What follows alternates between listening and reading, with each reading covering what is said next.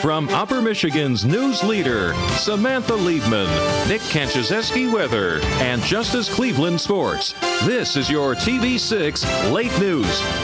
Good evening, I'm Samantha Liebman. Thanks for joining us. The Upper Peninsula is now home to two state hockey champions as the Calumet Copper Kings and the Marquette Redmen claimed victories in the state finals yesterday. The Redmen received a police escort upon their return home this evening as co-state champions. They hoisted the trophy to a cheering crowd. The Redmen earned the title after 8 overtimes last night in Plymouth against Orchard Lake St. Mary's. For the players' safety, the game was called a tie with the score 1-1. It was the longest game in Michigan history. Justice Cleveland will have highlights from both the Marquette and Calumet games later in sports.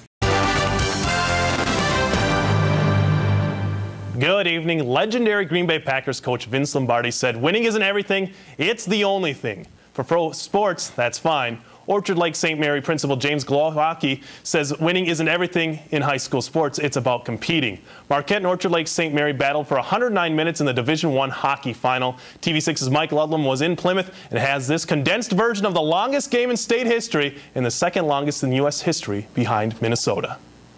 Marquette was physical early. First, A.J. Lancourt, then Chris Fedrizzi. We're scoreless after one. Second period, Marquette's on the power play. John Aho on net. The puck comes back to Aho, and then off screen, Mike Peterson puts it in just as the goal settles back down on its pegs. It's 1-0 Marquette at 9:01. Mark Nettle is denied by Ryan Morley Stockton. The Eaglets thought they tied the game. Billy Ballant's goal, though, disallowed because the net came off the moorings just before the puck went in the net. The Eaglets pulled their goalie with 1:36 to go. 4 seconds later, they were on the board. Shane Halas wins the faceoff. Ballant to Tim Hooker, and not much John Nezich can do. It's tied at 1. We're going into overtime. Marquette's Eric Rizzio had some of the better chances in the 8 overtimes. Morley Stockton, one of his 58 saves. John Nezich made 33. The wait before the 9th overtime meant nothing. Co-champions, it's a tie. I have mixed feelings, but I understand administration's decision. We didn't want anybody to get hurt.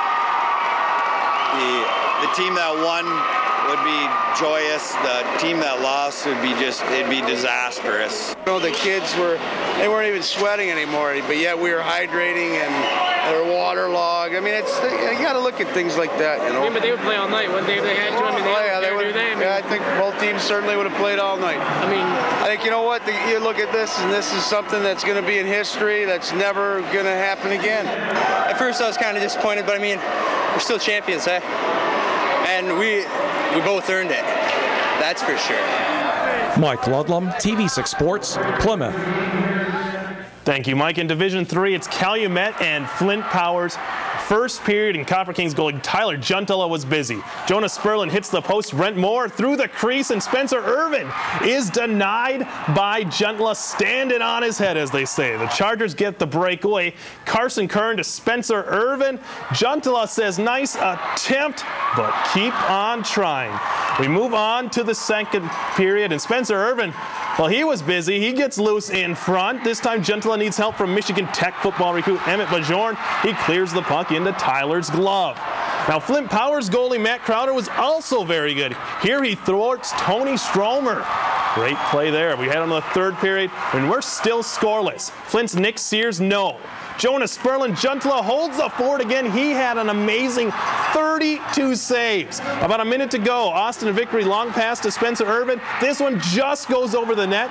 Let's go to overtime. In the extra session, Logan Ristello takes the puck at center ice. Rister stopped, but he gets it back, and 5 holds the rebound at the 4:18 mark. Calumet wins its sixth state title in unlikely fashion, 1-0 in overtime. Tyler Juntila was huge in net, even though he is only 5'6", 150 pounds. I don't think there's a height requirement to be a goalie, so you know, you get in a zone, you just watch the puck right in you, know, and I was in a zone since regionals.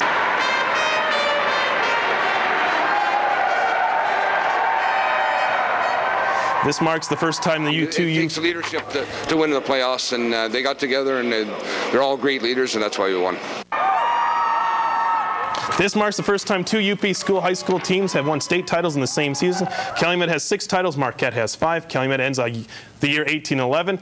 It helps to get hot at the